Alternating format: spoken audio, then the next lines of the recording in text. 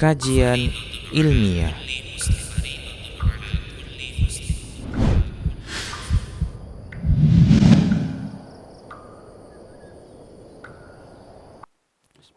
Assalamualaikum warahmatullahi wabarakatuh.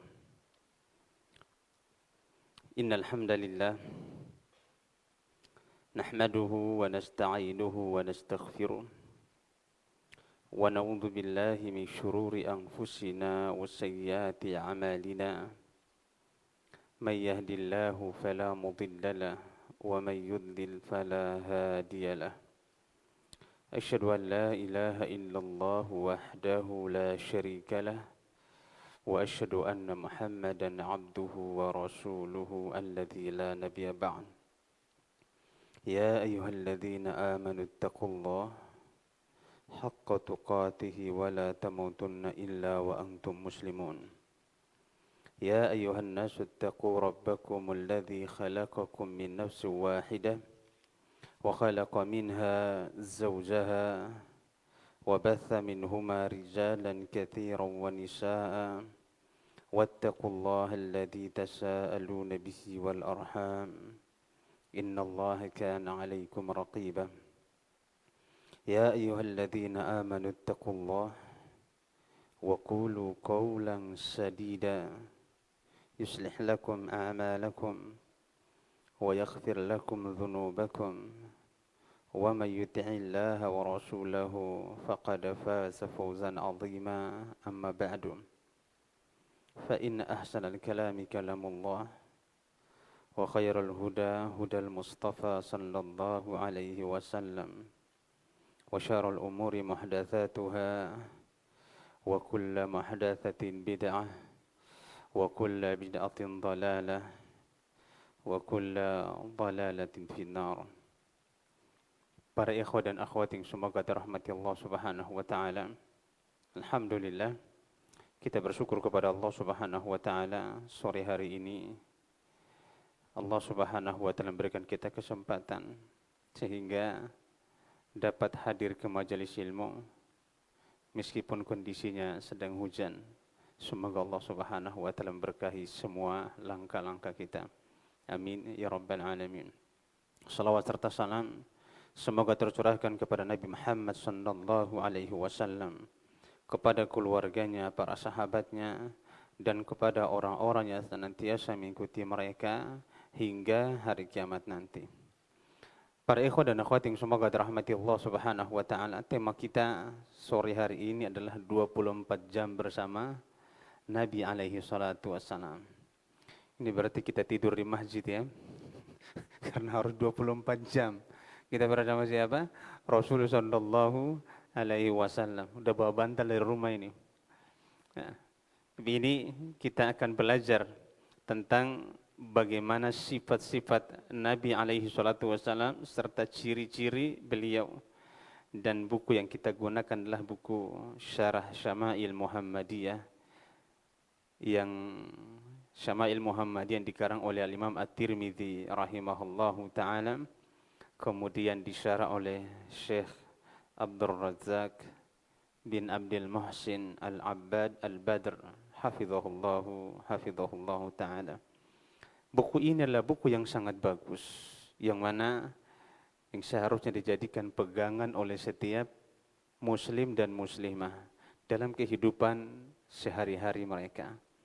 Dikarenakan buku ini menceritakan tentang manusia terbaik yang harus kita jadikan sebagai contoh dan teladan. Sebelum kita bahas dan kita membaca buku Syama'il Muhammadiyah, sedikit kita akan mengenal nasab dan garis silsilah keturunan Nabi kita Muhammad sallallahu alaihi wasallam. Sebelumnya ana mau tanya, apa artinya nasab? Mana hadiahnya? Masya Allah. Apa artinya nasab, ikhwan? Agak maju aja biar enak kita tanyanya. Sampai ke sini. Fadhal. Jangan jauh-jauh. Apa artinya nasab? Keturunan. Betul. ada betul, tapi belum terlalu lengkap. Betul. Nasab artinya keturunan. Yang lain silakan. Apa artinya nasab? Apa garis keturunan dari ayah. Masya Allah. Yang anak kecil paling pinter ini ya. Masya Allah. Barakallahu fiik. Ya. Ada jawaban yang ketiga. Siapa tahu yang ketiga paling benar. Fadal. Tapi ini bukan tebak-tebakan ya. Siapa tahu ini benar. Nasab, para ikhwah yang semoga dirahmati Allah Subhanahu wa taala, adalah pertalian kekeluargaan. Ana ulangi sekali lagi, nasab adalah pertalian kekeluargaan berdasarkan hubungan darah. Pertalian kekeluargaan berdasarkan hubungan darah melalui akad pernikahan yang sah. Melalui akad pernikahan yang sah. Sekali lagi saya ulangi, nasab adalah pertalian kekeluargaan berdasarkan hubungan melalui darah. Berdasarkan hubungan melalui darah. Berdasarkan hubungan darah melalui pernikahan yang sah. Karena para ulama kita berselisih pendapat, anak yang lahir hasil zina. Anak hasil zina, mayoritas para ulama kita mengatakan bahwasannya dia tidak dinasabkan kepada bapak biologisnya. Oleh karenanya tatkala kita membahas nasab Rasul sallallahu alaihi wasallam, maka kita akan mengambil kesimpulan besar bahwa nasab Nabi merupakan nasab yang sempurna, semuanya berdasarkan tali perkawinan yang sah, bukan hasil zina. Nah, kita akan bahas satu persatu bagaimana mulianya nasab Nabi Muhammad sallallahu alaihi wasallam. Para ikhwah dan akhwat, meskipun antum dan antuna di pagi hari Minggu, setiap hari Minggu pagi belajar bersama Ustaz Nuruddin Bukhari terkait dengan sirah nabawiyah, tapi tidak mengapa kita sedikit membahas dengan cara yang sedikit berbeda untuk mendekati pemahaman kita kepada mulianya Nabi kita Muhammad sallallahu alaihi wasallam. Para ikhwan yang semoga dirahmati Allah Subhanahu wa taala, Islam menganjurkan kepada kita untuk mempelajari nasab atau garis keturunan kita. Tujuannya adalah agar kita bisa menyambung tali silaturahmi. Rasul alaihi salatu wasallam mengatakan apa? Ta'allumu min ansabikum mattasilu bihi arhamakum. Pelajari nasab kalian, garis keturunan kalian, agar kalian bisa menyambung tali silaturahmi. Orang Arab sangat menjaga hal ini. Sehingga mereka betul-betul menjaga nasab-nasab mereka. Di antaranya nasab Nabi kita Muhammad sallallahu alaihi wasallam. Kalau kita baca sejarah, para ulama kita menyebutkan bahwasannya nasab Nabi dari Nabi sampai ke kakek beliau itu bisa disebutkan sampai 22 nasab. Kita bisa nggak menyebutkan? Boro-boro 22. 3 atau 4 aja udah masuk angin. Nggak bisa lagi kita sebutkan. Karena memang kita kurang memperhatikan masalah nasab. Nah, kita akan bahas bagaimana mulianya nasab Nabi kita Muhammad sallallahu alaihi wasallam. Siapa yang bisa menyebutkan nasab Nabi sampai ke kakek beliau yang ke-6? Kakek beliau yang ke-6. Dari 22. Berarti diskonnya banyak ya? Diskonnya banyak. Nah, sampai kakek beliau yang ke-6. Man yadhkuruna? Siapa yang menyebutkan? Ya, Ikhwah. Nah, kita diskon lagi sampai kakek beliau yang ke-5. Ada yang bisa menyebutkan? Jangan buka Google. Kalau Google tuh ada semuanya di sana. Kalau kita sudah buka Google, biasanya jawabannya ada semua, ya, ada semua. Anak kasih diskon lagi sampai kakek beliau yang ke-4. Ini diskon udah banyak ini. Dari 22 diskonnya 6 jadi 4. Ya, kita sebutkan sama-sama dan antum perhatikannya. Yang pertama, Muhammad. Ayahnya Muhammad namanya siapa? Abdullah. Muhammad bin Abdullah. Ayahnya Abdullah namanya Abdul Muttalib. Dan subhanallah, ahli sejarah menyebutkan bahwasannya Abdul Muttalib merupakan satu-satunya di zaman itu yang menggali kembali sumur Zam-Zam. Yang menggali sumur Zam-Zam. Mungkin ada yang bertanya, Ustadz, bukankah yang menggali sumur Zam-Zam itu Hajar, ibu kandungnya Ismail alaihissalam? Jawabannya betul. Tapi setelah masanya Hajar, sumur Zam-Zam itu tertutup kembali. Maka sejak masanya Hajar, sumur Zam-Zam tidak muncul ke permukaan. Tertutup oleh tanah. Karena lamanya masa dekade pergantian waktu. Pergantian waktu. Di zaman kakek Rasulullah SAW, Abdul Muttalib, beliau tidur suatu malam, dan bermimpi di area sekitar Ka'bah itu ada sumur. Maka beliau kemudian menggali sumur Zam-Zam itu, kemudian ternyata betul keluar air yang sampai sekarang kita manfaatkan. Maka yang pertama menggali siapa? Hajar alaihissalam. Kemudian setelah itu tertutup. Setelah tertutup, digali kembali oleh kakek Rasulullah SAW, Abdul Muttalib. Ini kakek yang keberapa? Yang pertama. Yang selanjutnya Abdul Muttalib punya ayah, namanya Hashim. Namanya siapa? Hashim. Dan para ikhwah dan akhwat yang semoga dirahmati Allah Subhanahu wa taala, disebutkan oleh ahli sejarah bahwasannya Hashim merupakan pelopor pertama kali yang melakukan rihlatash syita'i was-shaif. Apa rihlatash syita'i was-shaif? Melakukan perjalanan untuk berdagang di musim panas maupun musim dingin. Pelopornya siapa? Hashim, kakek Rasulullah sallallahu alaihi wasallam. Di atasnya Hashim adalah Abdu Manaf. Di atas Abdu Manaf namanya Qusay. Qusay. Qusay ini para ikhwah yang semoga dirahmati Allah Subhanahu wa taala, kakek Nabi yang keberapa? Kakek Nabi yang keempat. Qusay adalah seorang laki-laki yang mengumpulkan kaum Quraisy. Beliaulah yang mengumpulkan kaum Quraisy, yang mana sebelumnya kaum Quraisy terpencar-pencar, enggak menjadi satu. Ketika zaman Qusay bersusah payah keras untuk mengumpulkan orang-orang kafir Quraisy di kota Makkah. Makanya kota Makkah dikenal dengan basiknya orang-orang Quraisy. Dikumpulkan oleh siapa? Qusay. Karena perbuatan Qusay ini, beliau sangat dihormati dan dipandang oleh orang-orang kafir Quraisy. Bahkan tatkala Nabi Muhammad SAW berdakwah kepada mereka. Banyak permintaan yang mereka ajukan kepada Rasulullah SAW. Di antara permintaan orang-orang kafir Quraisy adalah, jadikanlah bukit sofa itu emas. Jadikanlah bukit sofa itu emas, baru mereka akan mengikuti Rasulullah SAW. Allah mampu atau tidak menjadikan bukit sofa itu emas? Mampu.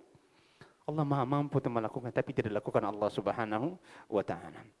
Dan di antara permintaan mereka, karena memuliakan Qusay, mereka mengatakan kepada Nabi kita Muhammad SAW, ib'ath lana Qusayya.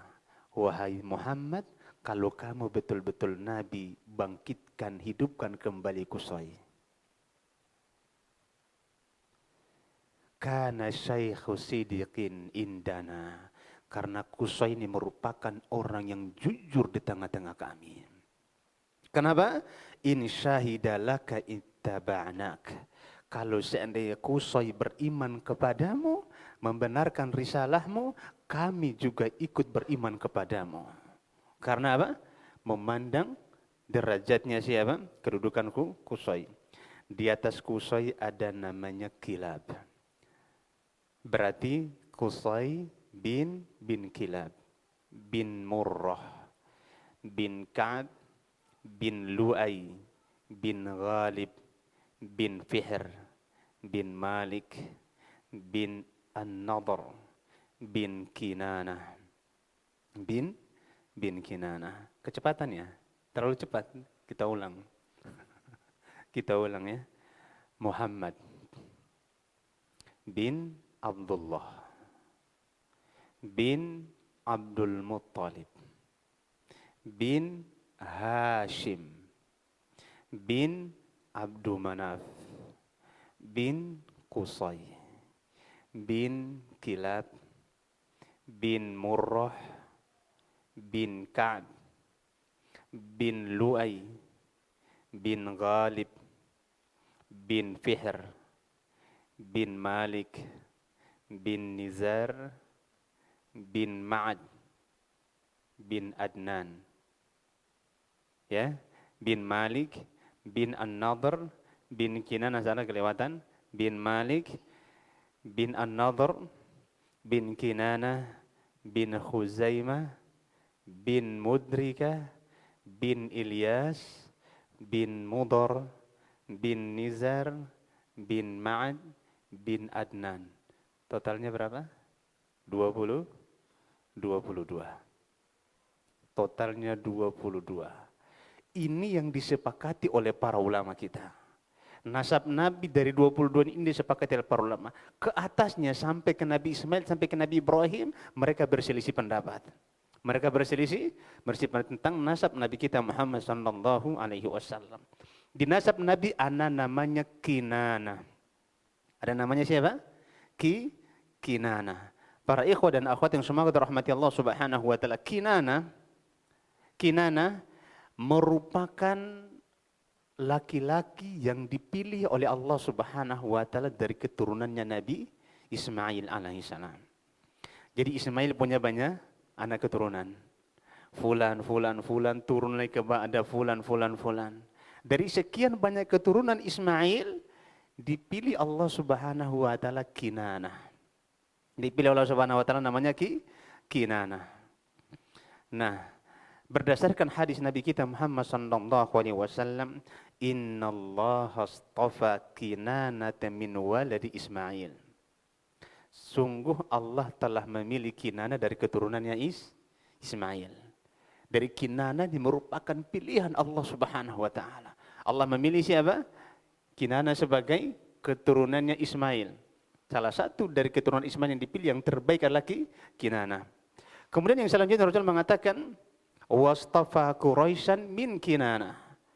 Dan Kinana punya anak yang banyak, beranak pinak Kinana, dan dari sekian banyak anaknya Kinana, Allah pilih Quraisy sebagai nasab orang yang terbaik.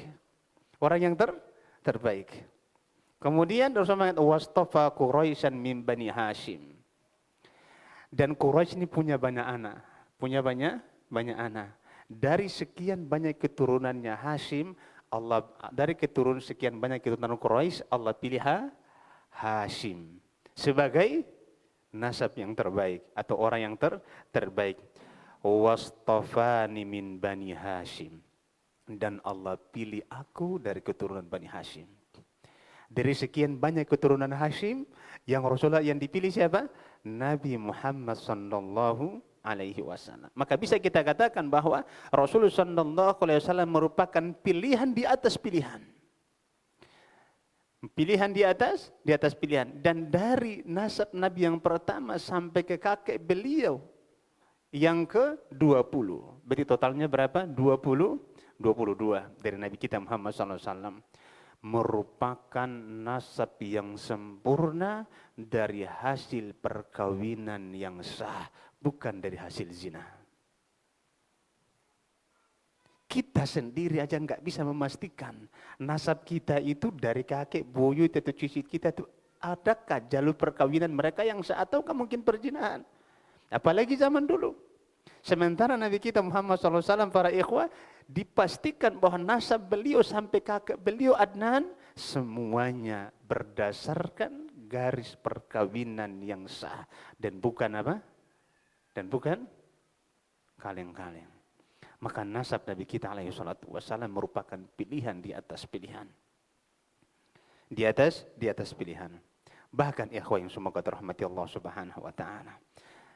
Mulianya nasab Rasul sallallahu alaihi wasallam ini, orang-orang kafir Quraisy juga mengakuinya. Dan mereka tidak bisa menyerang Nabi dari semua sisi. Andai kalau Nabi itu punya cacat di keturunannya, orang-orang akan mengatakan, ya Muhammad, engkau sungguhnya keturunan dari anak pezina. Ngapain kamu ngaku-ngaku jadi Nabi? Maka saking mulianya Rasulullah SAW dari nasabnya, orang-orang kafir Quraisy pun tidak mampu mencacatkan beliau. Di antara salah satu contohnya adalah Abu Sufyan. Siapa Abu Sufyan, ikhwah? Siapa Abu Sufyan? Abu Sufyan adalah paman Rasul sallallahu alaihi wasallam. Abu Sufyan bin Harb adalah paman Rasul sallallahu alaihi wasallam. Abu Sufyan ini sahabat Nabi yang belakangan masuk Islam. Sahabat Nabi yang belakangan masuk Islam. Ana mau tanya, kapan Abu Sufyan masuk Islam? Kapan Abu Sufyan masuk Islam? Ikhwan antum majulah. Ini banyak kosong ini. Maju ke depan. Ya. Oh, jaga anak. Betul. Antum mau jawab atau angkat tangan? Kapan? Waktu Fathul Makkah, barakallahu fiik. Fadal, Habibi. Kapan Abu Sufyan masuk Islam? Ketika Fathul Makkah. Barakallahu fiik. Kenapa dikatakan beliau sahabat yang akhir-akhir masuk Islam? Karena ketika Fathul Makkah, ajal Nabi sudah dekat. Ajal Nabi sudah dekat. Fathul Makkah terjadi pada tahun keberapa?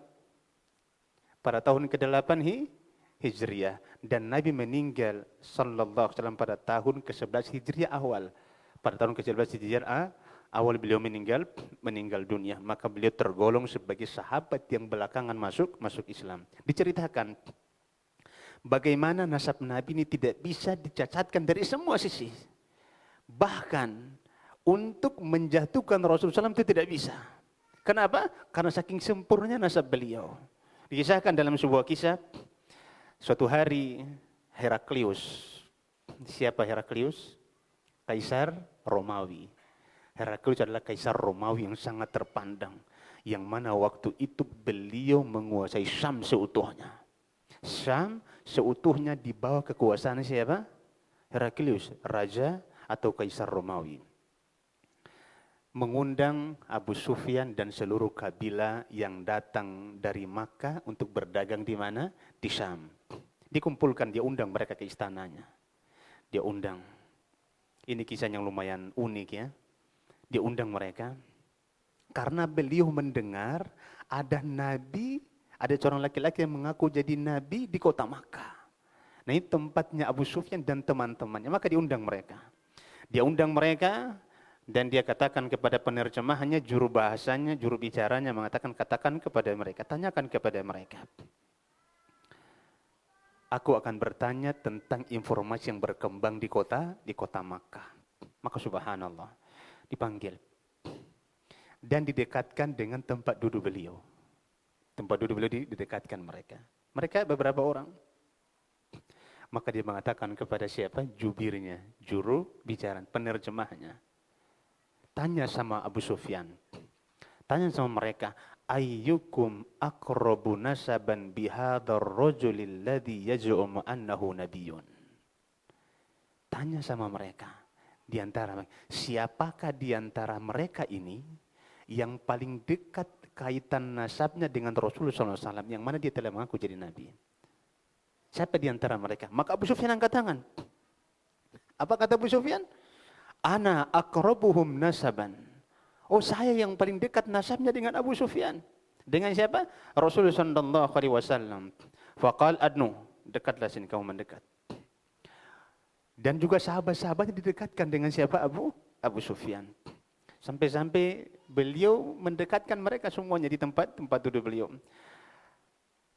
Wa qala liturjumani, maka dia berkata kepada penerjemahnya, juru bahasanya. Apa pertanyaan pertama? Kullahum. Tanya sama mereka. Ini kita akan menceritakan bagaimana orang-orang kafir Quraisy pun tidak mampu mencacatkan Nabi kita Muhammad sallallahu alaihi wasallam. Kullahum, katakan kepada mereka. Katakan kepada mereka, ini sa'ilu hada. Aku akan bertanya kepada orang ini, yaitu Abu Sufyan. An hadar rajuli, terkait dengan seorang laki-laki yang mengaku jadi nabi. In kadzabani, apabila dia berdusta dengan pertanyaanku, jawabannya dusta. Fakadzibuh, maka kabarkan aku. Kasih tahu aku kalau dia dusta. Dan subhanallah, kalau misalnya Abu Sufyan mau berdusta, ikhwan, ini nggak berani lapor. Karena Abu Sufyan punya power. Namun apa yang dibesikkan oleh Abu Sufyan dalam hatinya? Fawallahi, demi Allah, laulal haya'u min ayyu'athiru alayya kadban lakadzabtu anhum. Demi Allah, kalau seandainya bukan karena rasa malu, anak keturunanku akan berkata Abu Sufyan pernah berdusta, tentunya aku akan berdusta. Subhanallah, antum lihat ini orang musyrik. Menjaga haibahnya. Dia nggak mau berdusta. Ini menunjukkan bahwanya harus kita contoh sikap-sikap seperti ini. Berapa banyak umat Islam yang kalau jadi pegawai korupsi. Dia nggak berpikir nanti anak keturunannya akan jadi cacat untuk dirinya sendiri. Berapa banyak orang mengusulkan jenazahnya untuk ijazahnya untuk apa?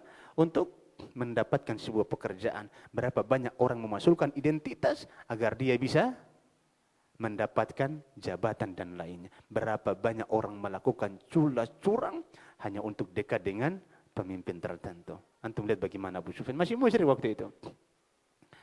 Maka mulai ditanya satu-satu. Apa pertanyaan pertama? Qala kaifa nasabuhu fikum. Masyaallah, ini pertanyaan pertama. Bagaimana nasab laki-laki ini?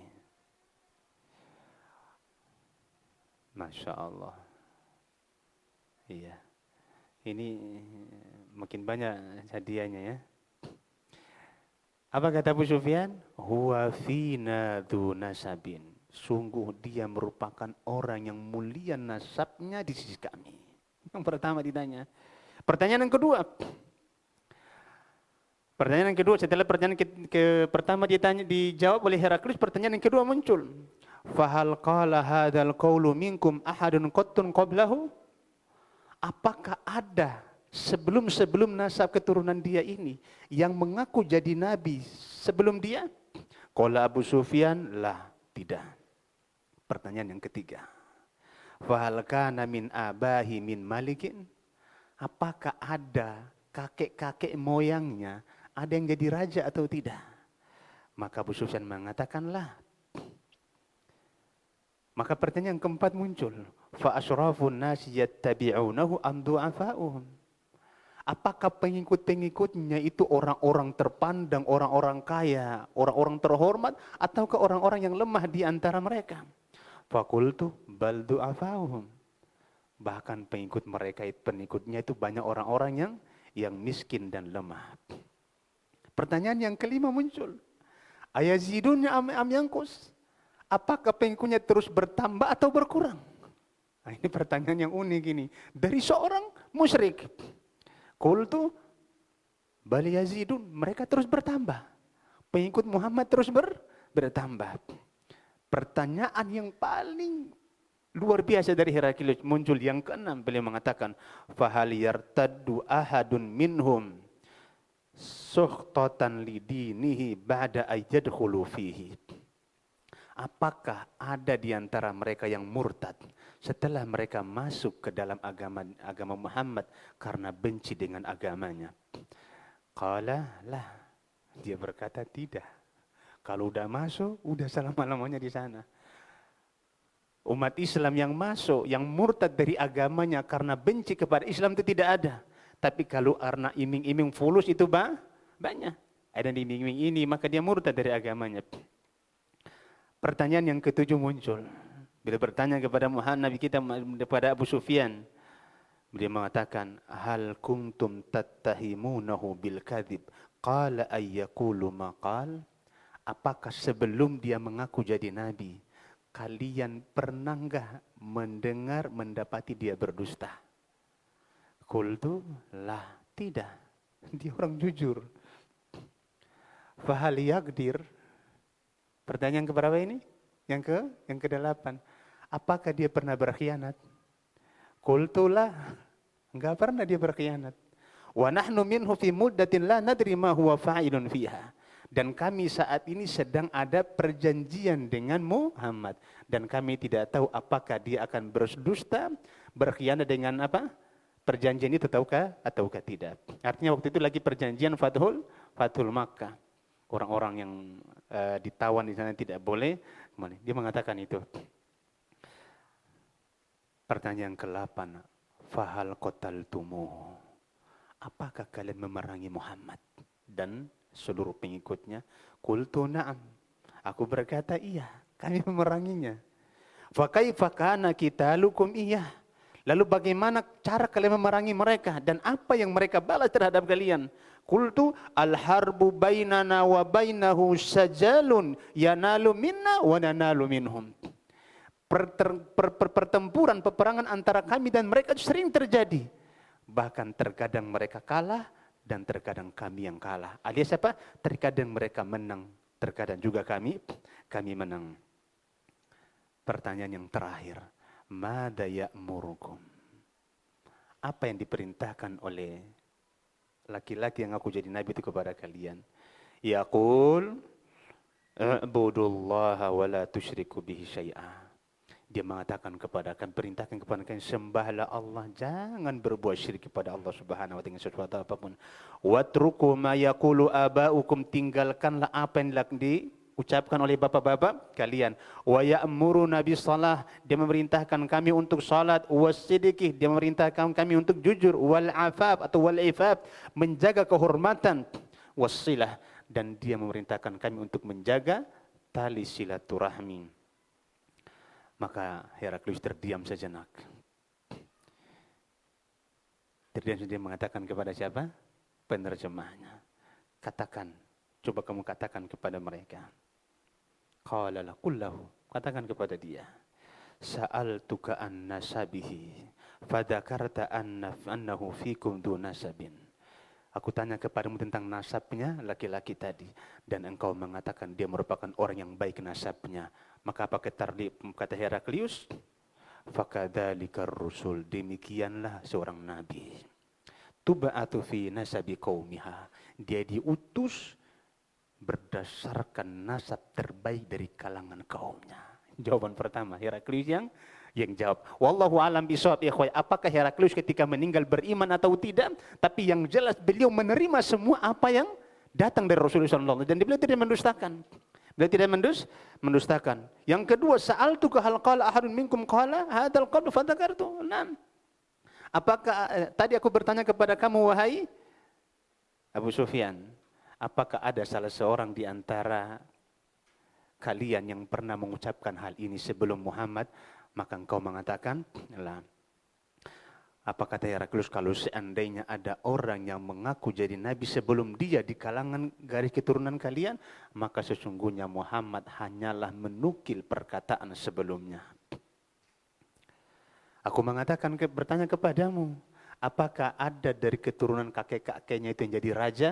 Engkau katakan tidak. Kalau seandainya ada yang jadi raja di antara kakek-kakeknya, maka tujuan dia mengaku jadi nabi adalah untuk apa? Untuk menguasai dan merebut kembali kerajaan kakeknya. Ternyata juga tidak. Dan aku bertanya kepadamu, apakah dia pernah berdusta sebelum dia mengaku jadi nabi, dan kau mengatakan apa? Tidak. Maka kata beliau, Allah faqad arifu annahu lam yakun liyadir kadhiba ala nas. Aku sudah tahu tatkala dia tidak berdusta kepada manusia, wahai Abu Sufyan, lalu bagaimana dia akan berdusta kepada Allah Subhanahu wa taala? Kalau sama manusia saja dia enggak pernah dusta, lalu bagaimana jika kepada Allah Subhanahu wa taala? Maka pada akhirnya apa kata Heraklius kepada Abu Sufyan? Fa in kana ma taqulu haqqa, wahai Abu Sufyan, jika apa yang kau ucapkan semuanya benar. Ini kata Heraklius, fasayamliku maudhi'a qadamai hataini, sungguh Muhammad akan menguasai kerajaan yang sedang aku duduki saat ini. Dia akan menaklukkan apa? Roma. Dan ternyata betul prediksi beliau. Apa kata beliau? Wa qad kuntu a'lamu annahu kharijun Lam akun adhunnu annahu minkum. Aku sudah dengar kabar sebelum-sebelumnya bahwa dia akan benar-benar datang, dan aku tidak menyangka ternyata Nabi itu berasal dari kalian, wahai orang-orang Makkah. Falau anni a'lamu anni khalasu ilaihi latajassamtu liqa'ah. Ini apa Heraklius? Apa kata beliau? Andai aku punya kesempatan untuk datang kepadanya, aku akan datang ke sana. Untuk berjumpa dengan siapa? Dengan Muhammad sallallahu alaihi wasallam. Setelah aku telah jumpa dengan Muhammad sallallahu alaihi wasallam, apa kata Heraklius? Walau kuntu indahu laghasaltu qadamai. Kalau seandainya aku berada di sisinya, sisi Muhammad sallallahu alaihi wasallam, akan aku cuci kedua kakinya, akan aku basuh kedua kaki. Ini orang mulia. Ya Allah alam bisawab, apakah beliau meninggal dalam keadaan beriman? Itu tidak ada riwayat yang menyebutkan, tapi yang jelas Heraklius menerima seluruh apa yang dikabarkan oleh Nabi kita Muhammad sallallahu alaihi wasallam. Sampai jam berapa, Bang? Sampai jam 6. Tapi ini 24 jam bersama Nabi. Berarti sampai besok paginya lagi ya. 24 jam ya kan. Subhanallah. Para ikhwah yang semoga dirahmati Allah Subhanahu wa taala. Ini sedikit dari kisah Nabi kita dan nasab Nabi kita Muhammad sallallahu alaihi wasallam. Nasab beliau merupakan nasab yang sangat mulia. Dan kemuliaan nasab ini merupakan kemuliaan yang dijaga oleh Allah Subhanahu wa taala, dan nasab beliau merupakan nasab yang terpilih. Mungkin ada yang bertanya, Ustaz, apa untungnya kita belajar nasab Nabi Muhammad sallallahu alaihi wasallam? Ana akan menyebutkan satu faedah manfaat dari kita belajar nasab Nabi Muhammad sallallahu alaihi wasallam sebelum kita sebutkan yang disebutkan oleh Imam At-Tirmidzi yang disyarah oleh siapa? Syekh Abdul Razak Afifi hafizahullah ta'ala. Di antara pentingnya kita belajar dan manfaat kita belajar nasab Nabi Muhammad sallallahu alaihi wasallam adalah kita tahu bagaimana pentingnya kesetaraan, bahwa umat Islam tidak ada yang namanya kasta. Kalau seandainya ada yang namanya kasta, yang kaya dengan orang kaya, yang miskin hanya dengan orang miskin, maka tentunya Nabi tidak mau bergaul dengan orang-orang lemah. Tapi dengan mulianya nasab Nabi kita Muhammad sallallahu alaihi wasallam, dengan sempurnanya nasib Nabi kita Muhammad sallallahu alaihi wasallam, beliau justru menyayangi orang-orang miskin dan orang-orang yang lemah. Bahkan beliau mengatakan tidak ada kemuliaan antara orang Arab dan selain Arab, dan orang Arab tidak lebih mulia daripada orang selain Arab, dan orang selain Arab tidak lebih mulia daripada orang Arab. Tidak ada pemuliaan antara kulit hitam dan kulit putih, antara yang ganteng dan yang tidak ganteng, semuanya sama. Ini mengajarkan kepada kita bagaimana kesetaraan dalam hidup itu ada. Dan dalam Islam tidak mengenal adalah apa? Kasta. Kaya-kaya, miskin-miskin, tidak ada. Semuanya sama. Yang membedakan kita dengan yang lainnya adalah ketakwaan kita di hadapan Allah Subhanahu wa taala.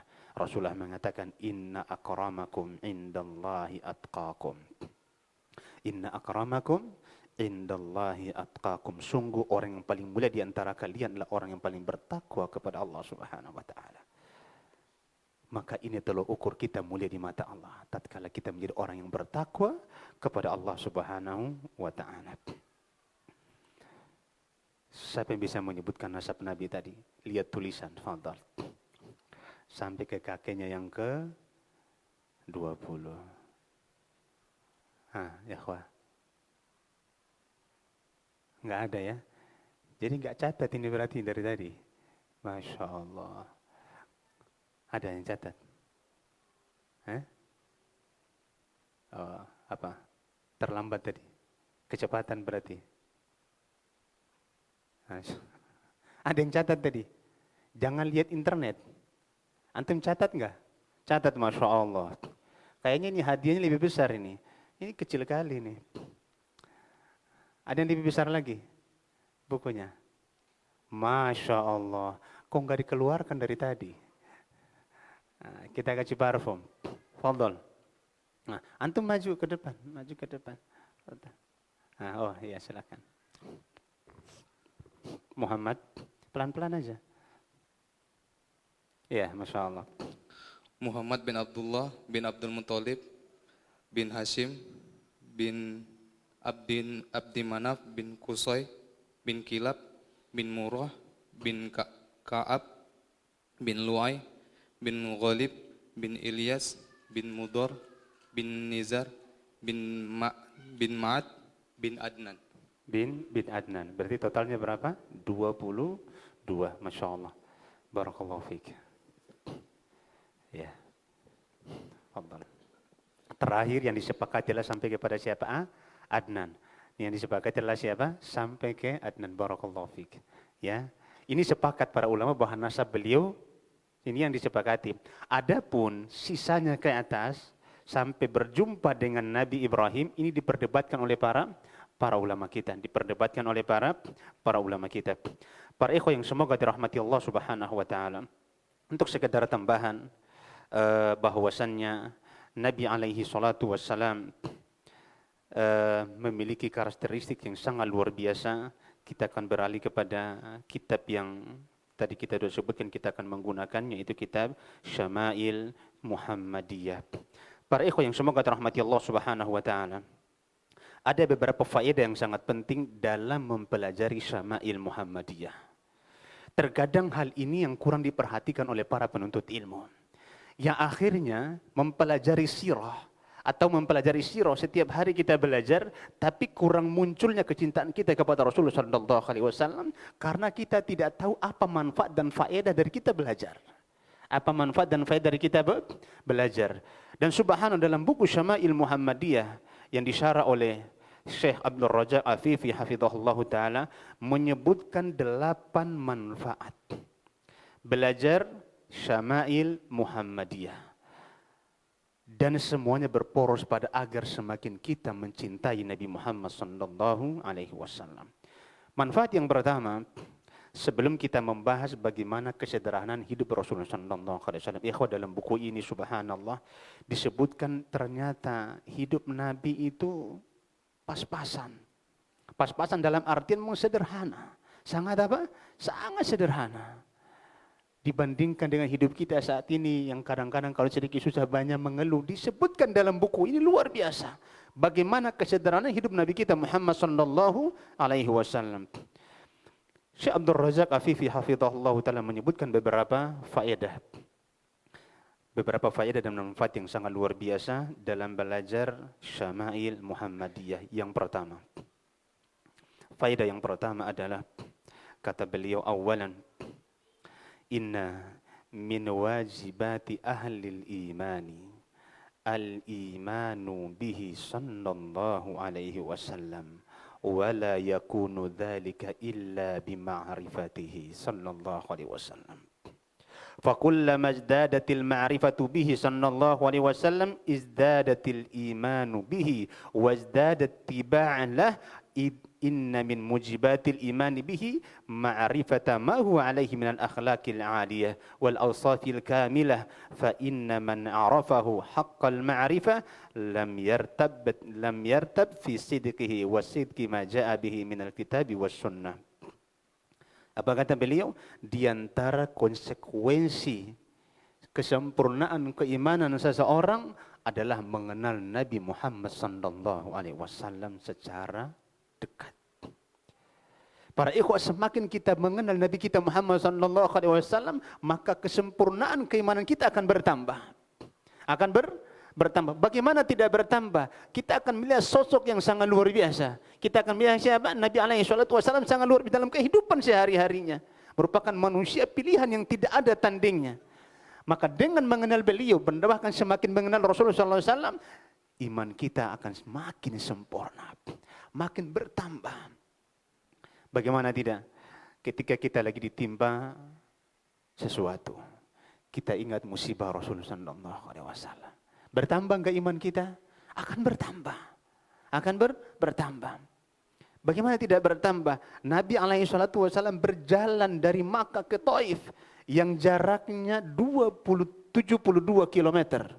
Disebutkan oleh ahli sejarah, Nabi berjalan tidak bawa apa-apa, hanya pelepah kurma yang beliau gunakan untuk berteduh seperti ini di musim panas. Nggak bawa apa-apa. 72 kilometer beliau berjalan untuk berdakwah kepada masyarakat Taif. Sampai di sana, beliau dilempari batu, jamaah. Sampai kaki beliau itu berdarah. Dan badan beliau pun ikut lemas. Semakin kita tahu beliau, semakin kita kenal dengan Nabi, maka akan semakin bertambah keimanan kita kepada Rasulullah sallallahu alaihi wasallam. Manfaat yang pertama. Yang kedua, Syekh mengatakan, inna mahabbatahu fariidatun iftaradaha Allah subhanahu wa ta'ala ala ibadihi. Bal innahu yajibu an tuqaddama mahabbatuhu ala mahabbatil walidi wal walad wan nasi ajma'in. Di antara konsekuensi keimanan kita kepada Rasulullah sallallahu alaihi wasallam dan di antara salah satu bentuk kewajiban beriman kepada Rasulullah sallallahu alaihi wasallam adalah mengenal Nabi kita Muhammad sallallahu alaihi wasallam. Dan itu kewajiban. Di antara kewajiban adalah kita beriman kepada dan mengikuti Rasulullah sallallahu alaihi wasallam, adalah mencintainya. Kita wajib mencintai Nabi kita Muhammad SAW. Dan kecintaan kita kepada Nabi harus didahulukan di atas kecintaan segala-galanya. Kita lebih mendahulukan cinta Nabi kita daripada cinta kepada diri kita sendiri.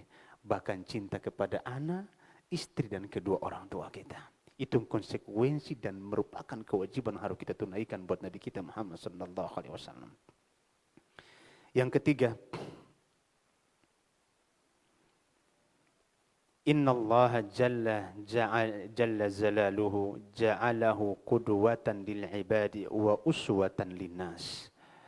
Nabi sallallahu alaihi wasallam Allah jadikan sebagai suri tauladan bagi manusia. Maka harus kita pelajari sirahnya agar kita bisa mencontohi Nabi kita Muhammad sallallahu alaihi wasallam. Bagaimana kita bisa contoh kepada beliau kalau kita enggak tahu tentang beliau sallallahu alaihi wasallam? Bagaimana kita bisa mencontohi kehidupan beliau kalau kita enggak kenal dengan Rasulullah sallallahu alaihi wasallam? Seseorang bisa mencintai, bisa mengikuti, bisa meneladani jika dia kenal dengan orang tersebut. Maka di antara belajar sebagaimana diceritakan oleh Imam siapa?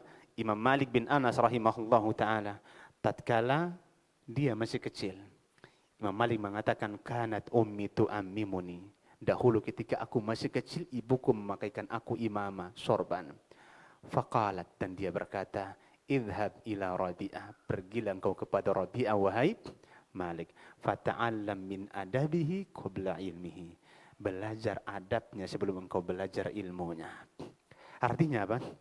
Kau kenal dulu siapa Rabi'ah. Bagaimana akhlaknya. Baru kamu ikuti dia, belajar ambil ilmunya.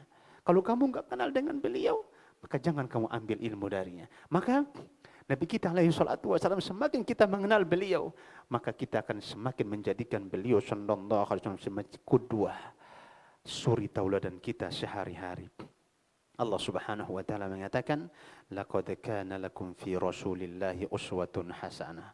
Sungguh telah ada pada jiwa Nabi Muhammad sallallahu alaihi wasallam suri tauladan yang baik. Bahkan ada satu ayat imtihan yang disebutkan oleh para ulama bahwa ayat ini adalah ayat imtihan untuk menguji apakah mereka betul-betul beriman dan mencintai Rasulullah ataukah tidak. Allah mengatakan, qul in kuntum tuhibbunallaha fattabi'uni yuhibbukumullah. Katakan kepada mereka, wahai Muhammad, andai mereka betul-betul mencintaimu dan mencintai Allah, maka mereka betul-betul mengikutimu, wahai Muhammad. Itu yang keberapa? Yang ketiga. Yang keempat, faedah yang keempat, belajar sirah Nabi alaihi salatu wassalam. Yang keempat adalah innallaha qad ja'alahu awla bil mu'minina min anfusihim. Sungguh Allah Subhanahu wa ta'ala menjadikan Nabi itu lebih utama di hati orang-orang yang beriman daripada diri-diri mereka sendiri. Dan ini terbukti bagaimana sahabat Rasulullah SAW memperjuangkan Nabi alaihi salatu wassalam. Sampai-sampai suatu hari ketika terjadi penaklukan kota Romawi, mereka akan melakukan kota Romawi dan pertempuran kaum muslimin kalah. Dan terdapat beberapa tawanan yang ditawan oleh siapa? Kaum muslimin. Yang ditawan oleh siapa? Heraklius. Di antara yang tertawan adalah Abdullah bin Quhafah. Abdullah bin Quhafah merupakan salah satu tawanan yang tertawan bersama dengan siapa? Pasukan kaum muslim menyerang Romawi.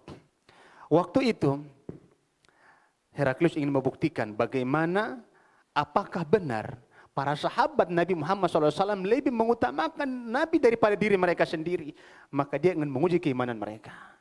Ujian yang pertama beliau bertanya kepada tentaranya, coba kalian cari dari pasukan yang ditawan ini, siapakah di antara mereka yang telah menemani Rasul SAW? Sahabat dekat Nabi siapa?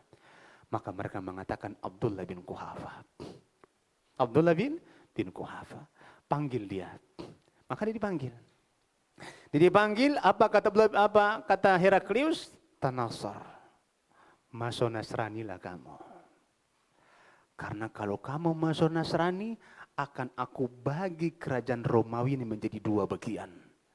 Separuh untuk kamu, separuh untuk saya. Kalau antum ditawar seperti itu gimana? Hah? Goyang juga ya. Ini kerajaan Romawi jamaah. Kalau kamu jadi Nasrani, akan kubagi kerajaan ini menjadi dua. Separuh kamu yang pegang, separuh aku. Artinya apa? Dia ingin menguji, membetulkan ini mereka lebih cinta kepada Muhammad daripada diri mereka sendiri. Maka apa jawaban Abdullah bin Quhafah? Wahai Heraklius, andaikan engkau memberikan seluruh kerajaan Romawi ini kepadaku dan engkau pindah dari sini agar aku meninggalkan agama Muhammad, demi Allah sekali-kali aku tidak akan pernah meninggalkannya. Jangankan separuh, semuanya kau kasih sama aku tidak peduli. Aku tidak peduli. Oke, kata Heraklius. Dia ngomong sama Al-Ghuzunnya, salib dia di tiang salib. Ini ujian yang kedua. Maka disalib dia. Disalib. Heraklius mengatakan kepada tukang panahnya, coba kamu panah dia, tapi jangan kena ke badannya. Panah di daerah kaki. Kalau zaman sekarang, apa? Aki Agung, tukang jago tembak ya. Coba kamu tembak di mana? Di daerah selangkangannya saja. Ini dulu tukang panah. Dung, ditembak. Untuk apa? Untuk ditakut-takuti. Ditembak. Kalau dulu panah. Dan subhanallah ketika dipanah itu kena ke sini. Maka Heraklius mencoba tanya sama dia. Kayaknya dia ketakutan itu. Akhirnya diturunkan, ditanya. Tanasar, masuk Nasrani kamu? Lah katanya. Enggak. Makin emosi Heraklius. Maka apa kata Heraklius? Ambil panci penggorengan, nyalakan api besar di tungku, masukkan minyak, goreng sampai mendidih. Maka api dinyalakan yang sangat besar. Api dinyalakan begitu besar. Begitu besar apinya, ditaruh panci, ditaruh minyak goreng. Ditaruh minyak goreng, Heraklius suruh ambil salah satu tawanan muslim. Diambil salah satu tawanan muslim dan disuruh jongkok. Dijongkokkan dan Heraklius menendang dengan kakinya. Masuk tawanan muslim ke dalam apa? Panci penggorengan jamaah. Yang nengok itu sampai daging itu pecah. Ketika daging sudah pecah, kelihatan tulang belulang di dalamnya. Abdullah bin Quhafah nengok. Temannya digoreng jamaah. Menetes air matanya. Al-Ghuzunnya tengok, wah nangis ini. Kayaknya udah mulai ketakutan. Panggil dia ke sini. Panggil. Panggil. Tanasar, masuk Nasrani lah kamu. Lah katanya. Loh, kenapa nangis tadi katanya? Aku menangis bukan karena aku nengok ngerinya kamu goreng temanku di situ katanya. Tapi aku menangis dan aku bersedih. Andaikan aku punya 1000 nyawa. Dan 1000 nyawa tersebut engkau goreng semuanya di sini. Maka itu akan aku lakukan. Aku bersedih karena aku hanya punya satu nyawa dan sebentar lagi dia akan digoreng di panci ini. Apa kata Heraklius? Nah, ini baru betul luar biasa. Ini baru betul imannya siapa? Sahabat Nabi. Kenapa? Karena sebelumnya dia telah mendengar perkataan Abu Sufyan di hadapan Heraklius. Apa kata Abu Sufyan kepada Heraklius? Wallahi, demi Allah Heraklius, ma ra'aitu ahadan yuhibbu ahadan min hubbi ashabi Muhammadin Muhammadan. Aku tidak pernah melihat seorang pun mencintai seseorang melebihi cintanya sahabat Muhammad kepada Muhammad. Nyawa mereka pun hilang, itu enggak disoalkan. Harta mereka habis untuk membela Nabi. Itu kalau kita sudah cinta sama Rasulullah sallallahu alaihi wasallam. Aula bil mu'minin. Maka apa kata Heraklius? Ini kayaknya memang betul kata Abu Sufyan ini. Maka dia mengatakan, terakhir tawarannya, kamu cium jidatku, akan kubebaskan kamu. Kata dia lah, enggak mau katanya. Luar biasa. Bang, kalau abang mau digoreng kayak gitu gimana bang? Takut juga kita ya. Kita tengok panci penggoreng itu mendidih. Sementara kita ditawarkan kerajaan dibagi dua. Lebih enak mana? Lebih enak ambil kerajaan daripada harus mati. Daripada harus mati. Dan ini juga yang dilakukan oleh Asiyah binti Muzahim. Dan ini juga dilakukan oleh siapa? Asiyah binti Muzahim. Siapa beliau? Istrinya Fir'aun. Istrinya Fir'aun. Ibu-ibu, kita akan sedikit menyinggung tentang Asiyah binti Muzahim. Asiyah binti Muzahim mengalami hal yang sama dengan siapa? Dengan ujian yang hampir mirip menimpa sahabat Rasulullah SAW. Asiyah binti Muzahim diceritakan oleh Al-Imam Ibnu Katsir rahimahullah ta'ala dalam kitabnya Bidayah wan Nihayah. Asiyah binti Muzahim merupakan salah satu istri Fir'aun yang beriman kepada Nabi Musa. Ketika kabar berimannya Asiyah binti Muzahim sampai kepada Fir'aun, apa yang dilakukan oleh Fir'aun? Beliau mengutus algojonya. Beliau mengatakan apa? Tanyakan kepada Asiyah, apakah informasi yang datang kepadaku itu benar? Maka mereka bertanya kepada Asiyah. Asiyah mengatakan, iya, Tuhanku adalah Tuhannya Musa dan itulah Tuhannya Fir'aun. Algonya pergi dalam keadaan mukanya merah.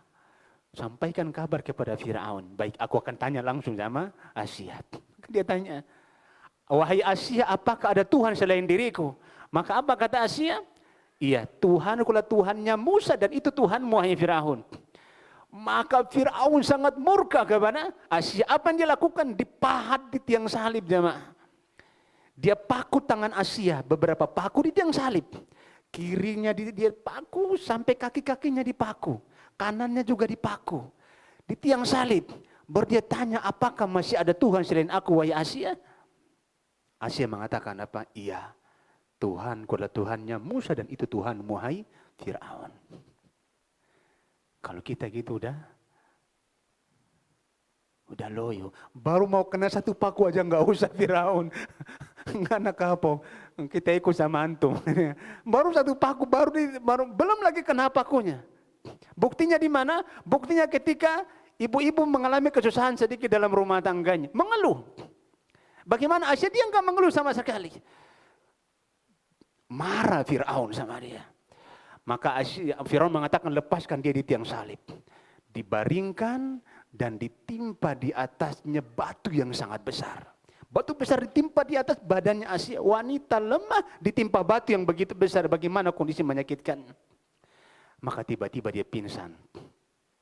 Karena saking sakit, habis dipaku, ditimpa batu. Akhirnya dia pingsan. Ketika dia pingsan, dia bermimpi Allah Subhanahu wa ta'ala memperlihatkan kepadanya singgasana yang sangat mewah di sorga. Yang luasnya luar biasa. Maka ketika dia sadar, dia tersenyum. Dia tersenyum dan tertawa. Fir'aun mengatakan, coba kamu lihat perempuan itu kayaknya sudah gila itu. Aku siksa dia dengan siksaan yang begitu berat, dia malah tersenyum. Ketika dia tersenyum, dia berdoa kepada Allah Subhanahu wa ta'ala dalam doanya. Rabbi binili indaka baitang fil jannah. Ya Allah, bangunkanlah untukku satu rumah di surga. wa najjini min fir'auna wa amalihi wa najjini min qaumidz zalimin, dan selamatkanlah aku dari Fir'aun dan bala tentaranya dan perbuatannya, dan selamatkan aku dari orang-orang yang zalim. Ketika doa itu dia ucapkan, Allah ambil nyawanya. Allah ambil nyawanya siapa? Asia. Ketika Nabi Isra dan Mi'raj, Nabi melihat singgasana yang sangat luar biasa, indah dan mewah. Maka Nabi bertanya kepada Jibril alaihissalam, ayu sahrin hada? Wahai Jibril, kerajaan ini punya siapa? Maka apa kata Jibril? Ini adalah punya Asia binti Muzahim, wahai Muhammad. Allahu Akbar. Maka orang yang sudah belajar, yang belajar dengan sirah-sirah Nabi kita Muhammad SAW, maka akan semakin mendahulukan diri Nabi di atas dirinya, ego Nabi di atas egonya. Dan dia telah mementingkan kehidupannya jika kehidupan tersebut menyelisih aturan-aturan Rasulullah SAW. Inilah buktinya cinta. Bukti dan manfaat kita sudah belajar sirah Nabi kita Muhammad SAW. Yang kelima,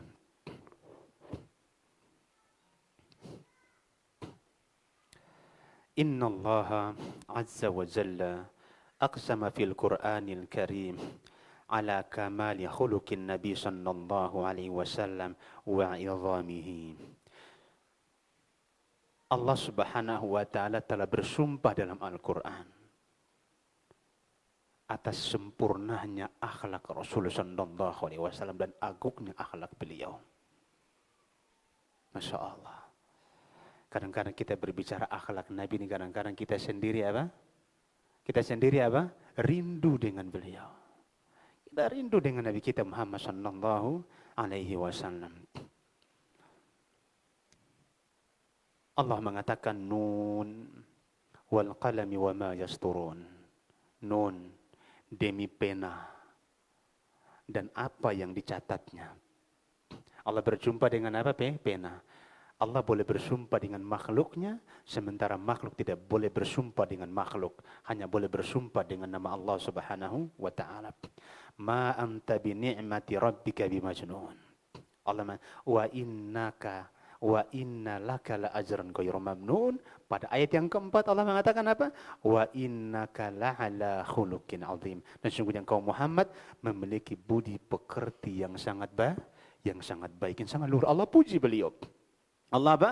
Allah puji beliau. Maka apa kata Syekh Abdul Razak Afifi hafizahullah taala? Wa hadza syarafun azimun li abdillahi wa mustafahu haitsu na'atahu rabbuhu jalla wa ala bidzalik.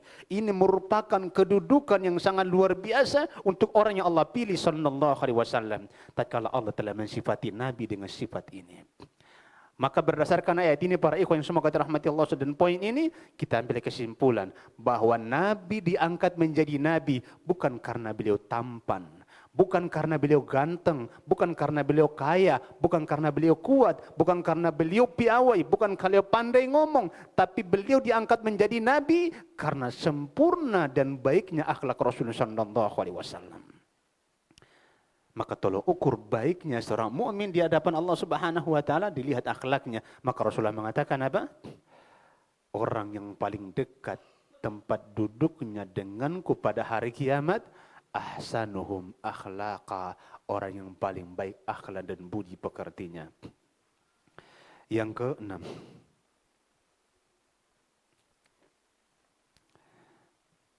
manfaat belajar Syama'il Muhammadiyah. Inna Allah Azza wa Jalla amara al-ibadi bis-salati was-salami alaihi iqtida'an bihi wa bimalaikatihi wa jaza'an lahu ala ba'di huquqihi alaihim. Sungguh Allah telah memerintahkan hamba-hambanya untuk senantiasa bersolawat kepada Nabi Muhammad sallallahu alaihi wasallam sebagai aplikasi mereka mengikuti Allah dan para malaikat. Karena Allah perintahkan kita untuk bersolawat. Bagaimana kita bisa memperbanyak solawat kepada seorang yang tidak kita kenal.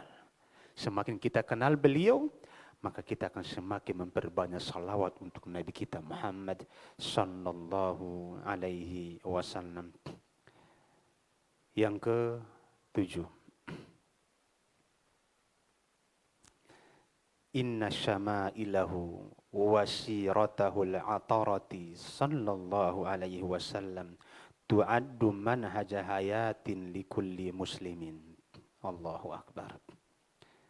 Sirah beliau, sejarah beliau, cerita tentang beliau, kisah tentang Nabi kita Muhammad sallallahu alaihi wasallam merupakan prinsip berkehidupan seorang muslim. Kita, cara hidup kita itu sesuai dengan bagaimana Nabi hidup. Bagaimana Nabi menjalani hidupnya, itu yang kita contohi. Itu yang kita teladani.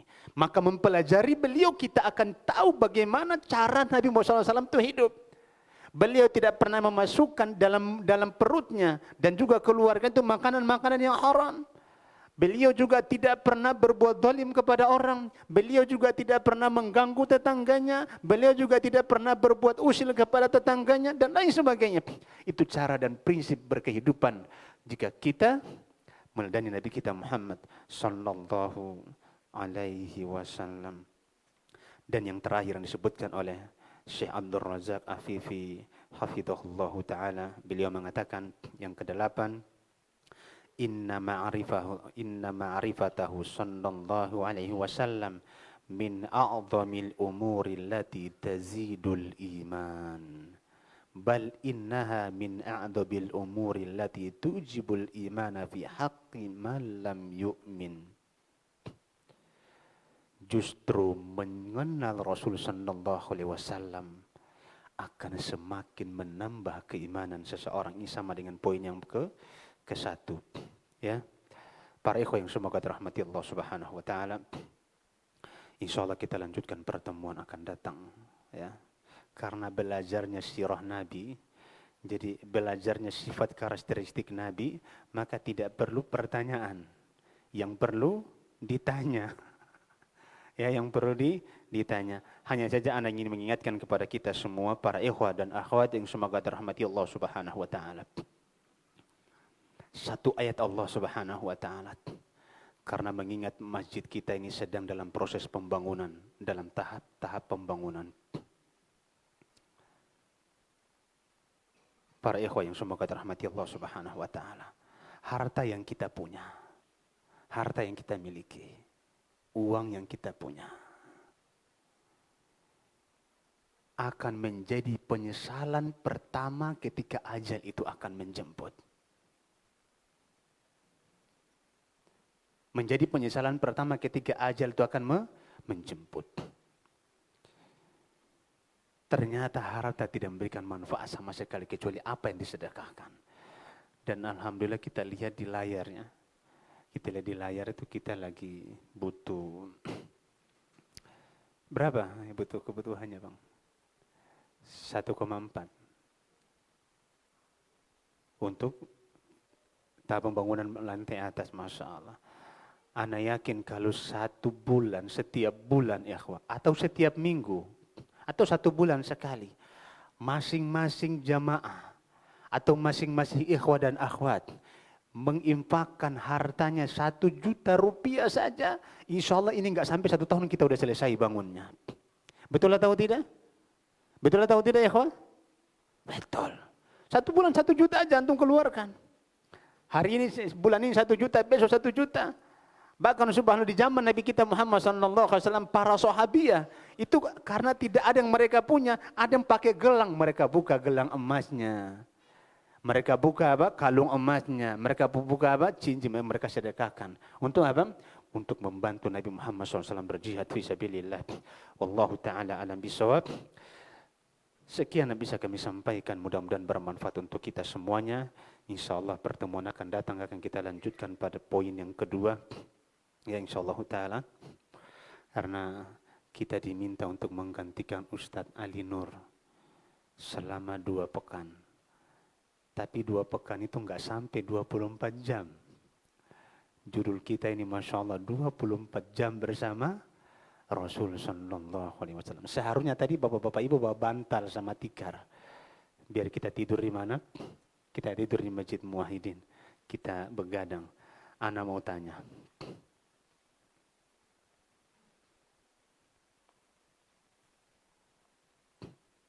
Siapa yang bisa menyebutkan 2 poin manfaat mengenal siapa yang bisa menyebutkan 1 poin manfaat mengenal nasab Rasul sallallahu alaihi wasallam? Fadal. Mengenal Nabi agar bukan poin itu poin manfaat belajar karakteristik Nabi itu masuk. Fadal. Masya Allah. Barakallahu fiik. Mengajarkan kepada kita bahwa Islam tidak mengenal kasta. Islam mengenal apa? Kita semuanya sama. Di mata Allah kita semuanya sama. Derajat kita. Maksudnya apa? Jenis-jenis kita. Tapi yang membedakan kita di mata Allah adalah ketakwaan kita kepada Allah Subhanahu wa ta'ala. Pertanyaan yang kedua. Adalah siapa yang bisa menyebutkan 2 poin manfaat kita belajar Syama'il Muhammadiyah? Fadal, 2. Ini dulu bentar, yang ini duluan.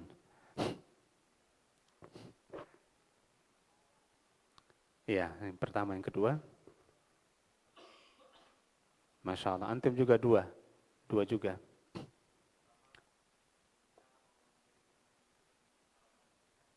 Iya, menjadikan Nabi lebih utama daripada yang kedua.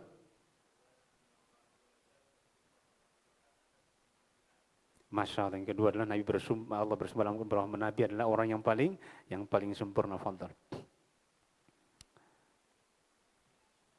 Jazakallahu khairan. Ya.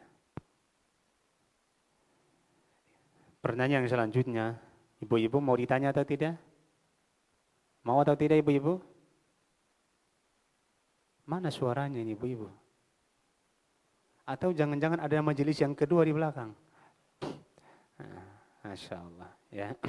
Barakallahu fikum. Siapa yang paling terakhir datang tadi? Yang paling terakhir datang. Bapak-bapak 2, ibu-ibu 2. Mana? Yang paling terakhir datang. Enggak mau ngaku. Mana jamaah? Ibu-ibu ada paling terakhir datang? Ada. 2 orang. Kasih hadiah ke belakang. Ini bukan berarti minggu depan terlambat lagi datangnya biar dapat hadiah. Ya, barakallah. Bapak-bapak yang paling terakhir datang 2 orang siapa? 1, 2. Masya Allah, kita kasih hadiah. Fadhal. Tolong kasihkan ke, silakan. Masya Allah. Barakallahu fiik. Ya, jazakallahu khairan. Wallahu ta'ala alam. Masih ada lagi nih air.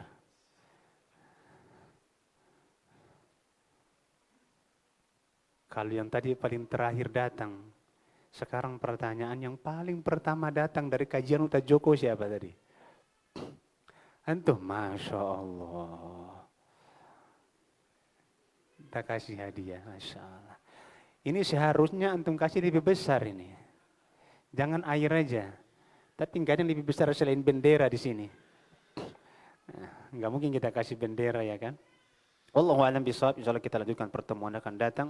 Para ikhwah, setelah ini ada kajian Ustadz Permana. Ya. Setelah libur, Masya Allah. Ya. Beliau umrah. Afanallah. Beliau sakit. Ya, mohon doa untuk beliau ya para ikhwah, beliau sedang sakit. Semoga Allah Subhanahu wa taala segera mengangkat penyakit beliau. Wallahu taala alam bisawab. Insyaallah kita lanjutkan pertemuan akan datang. Kita mengenal lebih dekat bagaimana karakteristik Nabi kita Muhammad sallallahu alaihi wasallam. Subhanakallahumma wa bihamdika asyhadu an la ilaha illa anta astaghfiruka wa atubu ilaik. Wassalamualaikum warahmatullahi wabarakatuh.